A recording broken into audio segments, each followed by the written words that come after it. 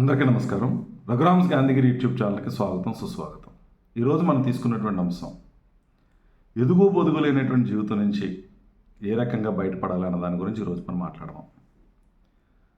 కొన్ని జీవితాలు అసలు ఏ విధమైనటువంటి ఎదుగుదల లేకుండా ఎక్కడ వేసినటువంటి గొంగలి అక్కడే ఉన్నట్టుగా జీవితం ముందుకెళ్ళిపోతున్నటువంటి పరిస్థితి చాలామందిని చూస్తూ ఉంటాం. వాళ్ళకి కూడా పెద్ద అనిపించదు. అంటే ఎన్ని సంవత్సరాలు చూసినా సరే ఎక్కడ ఉన్నటువంటి స్థాయిలో అక్కడే ఉంటారు. అటువంటి స్థాయి నుంచి మనం ఎదగకపోతే మరి భవిష్యత్తులో మనం వెనకబడిపోతాం అనేటువంటి విషయాన్ని మనందరం కూడా గమనించాలి. కారణం ఏంటంటే నువ్వు స్థిరంగా ఉన్నప్పటికీ కూడా ఈ ప్రపంచం స్థిరంగా ఉండదు, ఈ సమాజం స్థిరంగా ఉండదు. నీ చుట్టుపక్కల వాళ్ళందరూ కూడా నువ్వు ఎక్కడ ఆగిపోయి అక్కడ ఆగిపెట్టిన పరిస్థితి లేదు. ఈ ఎదుగుదల ఆర్థికపరమైనటువంటి ఎదుగుదల అయి ఉండొచ్చు, లేదా నీ దగ్గర ఉన్నటువంటి స్కిల్స్కి సంబంధించినటువంటి ఎదుగుదల అవ్వచ్చు, లేదా తెలివితేటలకు సంబంధించినటువంటి ఎదుగుదల ఏదైనా కావచ్చు.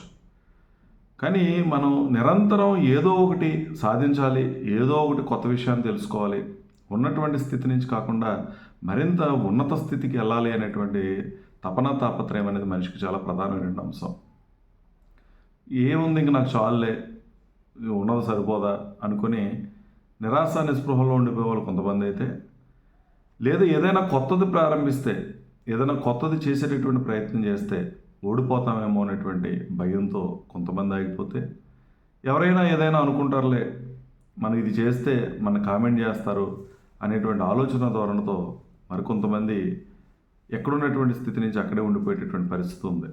కొద్దిమంది ఈ కంఫర్ట్ జోన్ ఎందుకు పాడు చేసుకోవటం, ఇప్పుడు ఏంటి నాకు లోటు, తినడానికి ఉంది, ఉండడానికి ఉంది, ఇప్పుడు ఏం ఉద్ధరించాలి, ఏం సాధించాలి అనేటువంటి ఆలోచన ధోరణితో ఆ కంఫర్ట్ జోన్లోనే ఉండిపోయేటటువంటి ఆలోచన మరికొంతమంది చేసేటటువంటి పరిస్థితి అంటూ ఉంది. కానీ ఏ మనిషి అయినా సరే నువ్వు కనుక ఎక్కడున్నటువంటి స్థితిలో అక్కడే ఉండిపోతే మాత్రం నువ్వు ఒక అప్డేట్ కానిటువంటి వ్యక్తిగా, లేదా ఈ సమాజం అంతా ముందుకెళ్ళిపోతుంటే నువ్వు వెనకబడిపోయినటువంటి వ్యక్తిగా ఉండిపోయేటువంటి పరిస్థితి ఉంది. అందుకని మన ఎదుగుదల నిరంతరం ఉండాలి అనేటువంటి ప్రయత్నం ఏ మనిషి అయినా చేయాలి. ఉన్న స్థితిలో ఉండిపోవడానికి ఎవరు కూడా ఇష్టపడకూడదు. ఏదో ఒకటి కొత్తది నేర్చుకోవాలి, ఏదో ఒకటి కొత్తది సాధించాలి అనేటువంటి ఆలోచన ధోరణితో నిరంతరం బిజీగా ఉండడం అనేది మనిషి నేర్చుకున్నప్పుడు ఖచ్చితంగా ఉన్నతమైన స్థితికి వెళ్తాం. కొంతమంది చెప్తూ ఉంటారు, ఎంత కష్టపడినా నా పరిస్థితి ఇలాగా ఉంది, నేను చేస్తున్నటువంటి ఏ పని కూడా నాకు కలిసి రావట్లేదు, నాకు అదృష్టం కలిసి రావట్లేదు అనేటువంటి మనుషులు కూడా లేకపోలేదు. నువ్వు ఎంత కష్టపడుతున్నా అక్కడే ఉన్నావనంటే నువ్వు కష్టపడడం ఆపేయమని కాదు అని అర్థం. కష్టపడేటువంటి విధానాన్ని మనం మార్చుకోమని అర్థం.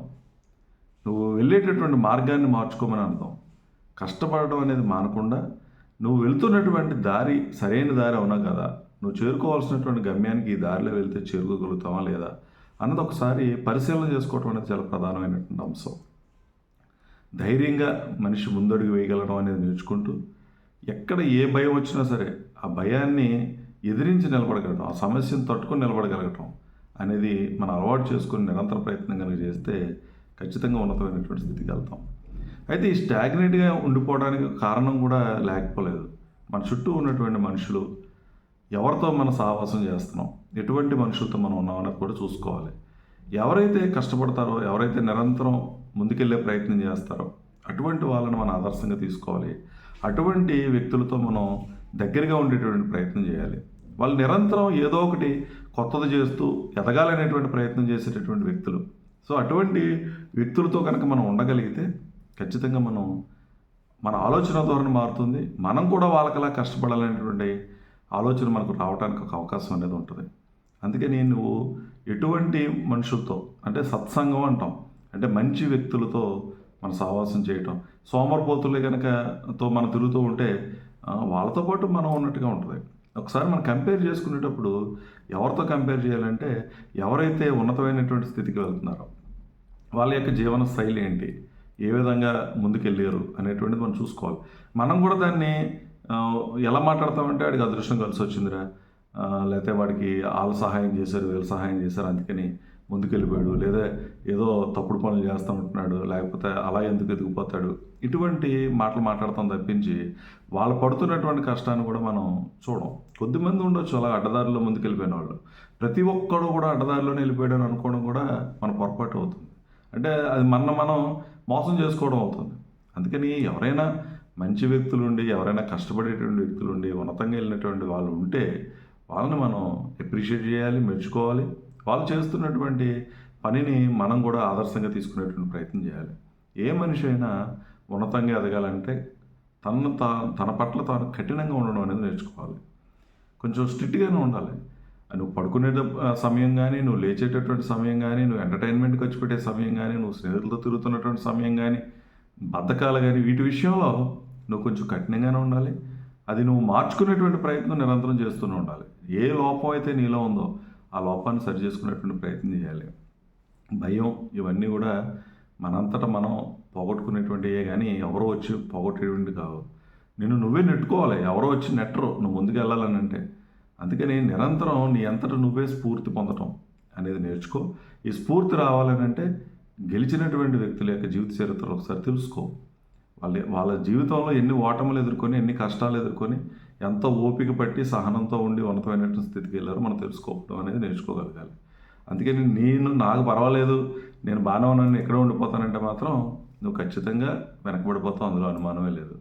చాలామందిని చూస్తూ ఉంటాం. ఈ ప్రస్తుతం ఈ టెక్నాలజీ అది పెరిగిపోయిన తర్వాత విపరీతమైనటువంటి కంప్యూటరైజేషన్ రావటం, లేదా ఇంటర్నెట్ను ఉపయోగించి ఆన్లైన్కి సంబంధించినటువంటి వ్యవహారాలన్నీ రావడంతో బాగా ముందున్నటువంటి వాళ్ళు, అంటే ఈరోజు రిటైర్మెంట్ దగ్గరగా ఉన్నటువంటి వాళ్ళు చాలా ఇబ్బంది పడుతున్నటువంటి పరిస్థితి. కారణం ఏంటంటే పాపం వాళ్ళు అప్డేట్ అవ్వాల.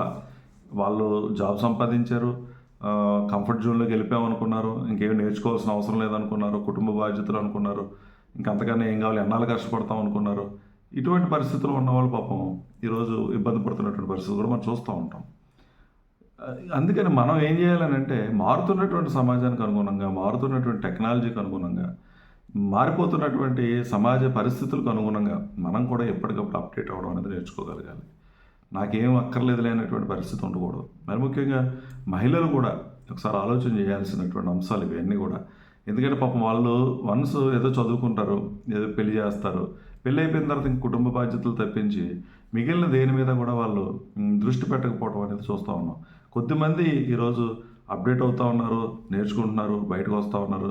అటువంటి వాళ్ళ గురించి కాదు. ఎవరైతే నేను కంఫర్ట్ జోన్లో ఉన్నాను, చక్కగా వివాహం అయింది, మంచి భర్త దొరికాడు, పిల్లలు ఉన్నారు, నాకేంటి అనేటువంటి ధోరణి కాకుండా జ్ఞానాన్ని నేర్చుకోవడం వల్ల మన నుంచి పోయేదేమీ లేదు, వచ్చేదే తప్పించి మరింత నాలెడ్జ్ని పెంచుకోవడం, మరిన్ని స్కిల్స్ పెంచుకోవడం వల్ల నీ మీద నీకు ఆత్మవిశ్వాసం పెరుగుతుంది, కాన్ఫిడెన్స్ పెరుగుతుంది. జీవితంలో ఒడిదుడుకులు అనేవి వస్తూ ఉంటాయి. ఇప్పుడు జీవితం సాఫీగా ఏముండదు. ఒకసారి ముందుకెళ్తాం, ఒకసారి పడిపోతూ ఉంటాం, కష్టాలు వస్తూ ఉంటాయి, ఇబ్బందులు వస్తూ ఉంటాయి. అంత సులువేం కాదు. నేను నిజంగా ఒక్క క్షణంలో జీవితాలు తలక్రిందులు అయిపోయి బోల్డ్ ఉంటాయి. అటువంటి పరిస్థితులు వచ్చినప్పుడు ధైర్యంగా నిలబడగలడానికి, నీ మీద నీకు నమ్మకం ఉండగలడానికి మరి కావాల్సినటువంటి నైపుణ్యాలు నేర్చుకోవడం, స్కిల్స్ నేర్చుకోవడం అనేది కూడా మరి మహిళలు కూడా ఆలోచన చేయాల్సినటువంటి అవసరం ఉంది. మరి ముఖ్యంగా వన్స్ ఒక చిన్న ఉద్యోగం వచ్చేస్తే అయిపోయిందిలే, చాలులే అనేటువంటి ధోరణి కాకుండా లెర్నింగ్ అనేది అప్పటి నుంచే మొదలు పెట్టాలి. కేవలం పుస్తకాల్లో చదువుకున్నటువంటి చదువుని ఆధారంగా వచ్చిన సర్టిఫికేట్ ఉద్యోగం సంపాదించడానికి ప్రయత్నం సరిపోతుంది తప్పించి అంతటితో అయిపోయిందని అనుకుంటే మాత్రం అక్కడే అందరూ తప్పు చేసేటటువంటి పరిస్థితి. అక్కడి నుంచి జీవితాన్ని ప్రారంభమవుతుంది, నేర్చుకోవడం ప్రారంభమవుతుంది, సమాజాన్ని చదవడం ప్రారంభమవుతుంది. సమాజానికి అనుగుణంగా మనం అప్డేట్ అవ్వడం అనేది చాలా ప్రధానమైనటువంటి అంశం. అందుకని ఎదుగు బొదుగు లేనటువంటి జీవితంలో ఉండిపోయినటువంటి వాళ్ళు ఒకసారి ఆలోచన చేయండి. నువ్వు అలాగే ఉండిపోయావంటే పతనం అయిపోతున్నావు అని అర్థం. అది చాలా కీలకమైన అంశం, నువ్వు గుర్తుపెట్టుకోవాలి. నువ్వు అలాగే కొంతకాలం ఉండిపోయావు అని అంటే అర్థం ఏంటంటే నువ్వు పతనం అయిపోతున్నావు. ఎందుకంటే సమాజం ముందు పోతుంది, నువ్వు అక్కడే ఉండిపోతావు. అందుకని సమాజంతో పాటు నువ్వు కూడా పరిగెట్టు, మారుతున్నటువంటి టెక్నాలజీకి అనుగుణంగా పరిగెట్టు. అవసరమైనటువంటి స్కిల్స్, అంటే సమాజం మారుతుందంటే స్కిల్స్ కూడా మారుతాయి, నేర్చుకోవాల్సిన కొత్త విషయాలు ఉంటాయి. వాటన్నిటిని కూడా నేర్చుకునేటువంటి ప్రయత్నం చేసి ఉన్నతమైనటువంటి స్థితికి వెళ్ళేటటువంటి ఆలోచన ప్రతి ఒక్కరూ చేస్తే జీవితాలు బాగుంటాయి, అందరూ బాగుంటారు. కాబట్టి ఈ విషయాలన్నింటినీ గమనించి ఒకసారి చెక్ చేసుకో.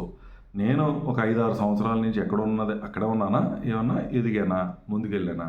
అది జ్ఞానం, డబ్బు లేదా ఇతర అంశాలు ఏదైనా కావచ్చు, మానవ సంబంధాలు ఏదైనా కావచ్చు.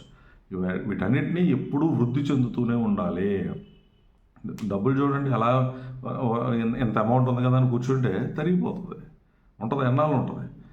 అందుకని అదేవిధంగా మనం కూడా చాలే అనేటువంటి ధోరణి నుంచి ఏదైనా సాధించాలనేటువంటి ఆలోచన ధోరణికి రావాలని చెప్పి ఆశిస్తూ, ఓపికగా వీడియో చూసిన ప్రతి ఒక్కరికి పేరు పేరున కృతజ్ఞతలు తెలియజేస్తూ సెలవు తీసుకుంటాను. ఈ వీడియో మీకు నచ్చినట్లయితే లైక్ చేయండి, షేర్ చేయండి, కామెంట్ చేయండి. మరిన్ని వీడియోల కోసం ప్రక్కనే ఉన్న బెల్ ఐకాన్ ను క్లిక్ చేయండి. నా ఛానల్లో వచ్చే మరిన్ని ఇంట్రెస్టింగ్ వీడియోల కోసం సబ్స్క్రైబ్ చేయండి రఘురామ్స్ గాంధీగిరి యూట్యూబ్ ఛానల్.